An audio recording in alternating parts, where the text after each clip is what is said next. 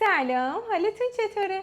تو این ویدیو قرار آموزش دستگاه اسکالپ و سری‌های مختلفش رو ببینید. امیدوارم براتون مفید باشه و از دیدنش لذت ببرید. لطفاً لایک و کامنت و سابسکرایب یادتون نره. دستگاه رو از پشت روشن می‌کنید.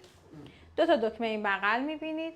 این دکمه رو که بزنید دور تا دورش سبز میشه و لاین دوربین آنالیز ما روشن میشه.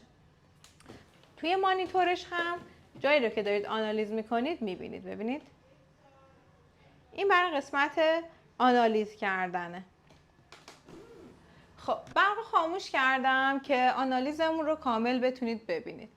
ببینید ما اینجا میتونیم اسکالپ کلاینتمون رو کامل بررسی کنیم.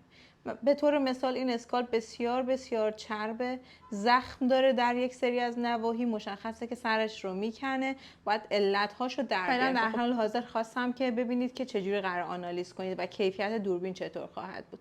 میبینید چربی هایی که وجود داره رو، اینو همه رو میشه با لاین اسپای سری که داریم درمان انجام بدیم. پس اولین بخش دستگاه ما قسمتی هستش که ما آنالیز اسکالپ کلاینتمون رو انجام میدیم. مرسی عزیز دلم.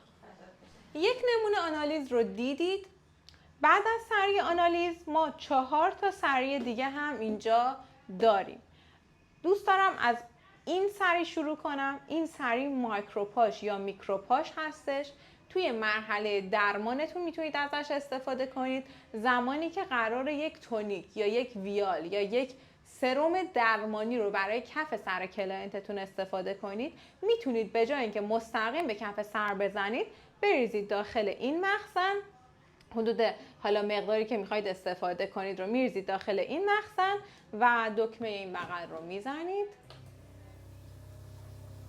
شروع میکنید به میکروپاش کردن برای کف سر. تو کدوم مرحله؟ مرحله درمان. سری بعدی که داریم های فرکانسی هستش. های فرکانسی چی کار است؟ ببینید بچه‌ها، های فرکانسی در واقع داخل این پروب‌های شیشه‌ای اکسیژن فشرده وجود داره. وقتی با برق ترکیب میشه تبدیل میشه به گاز اوزون. گاز اوزون کارش چیه؟ کارش اینه که بیاد محیطی که بهش میدی رو آنتی باکتریال کنه.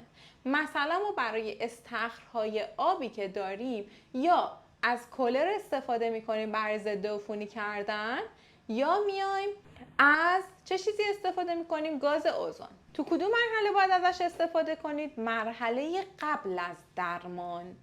فقط برای اسکالپ سر استفاده میکنید. افرادی که پوست کف سرشون به شدت چرب باکتریاییه، شما میخواید کف سرشون رو ضد عفونی کنید و پس از اون درمان رو انجام بدید. از این سری میتونید استفاده کنید.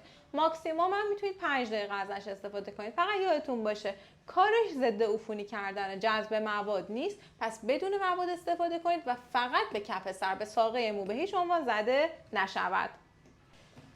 سری بعدی که داریم سری ماساژ ما هستش. از سری ماساژ هم میتونید در قسمتی که دارید شامپوی سر رو میزنید استفاده کنید که حالا با شامپوی سر رو قشنگ کف سر رو ماساژ بدید که گردش خون رو ببرید بالا، یا زمانی که درمان رو زدید و میخواید درمانتون به واسطه گردش خون حالا جذب بهتری داشته باشه، میتونید باز از سری‌های ماساژ استفاده کنید. اگر دقت کنید ما 2 تا سری اینجا داریم که شکلشون فرق میکنه. هر دوتاش یک کار انجام میدن. برای کلاینت هر دوتاش جذابه.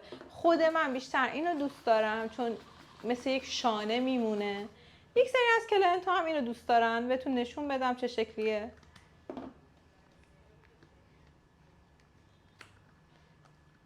نه، اینو دوست دارن. اینم جذابه. یه سری از کلاینت خوششون میاد از این سری.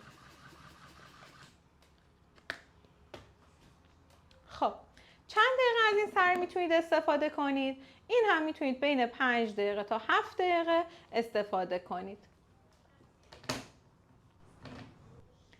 این چی کار است؟ این سری ماساژه، اما این ماساژ رو به واسطه لاین های مختلف انجام میده. وقتی دستگاه رو روشن میکنی یک مادون قرمز میبینی که روشن میشه.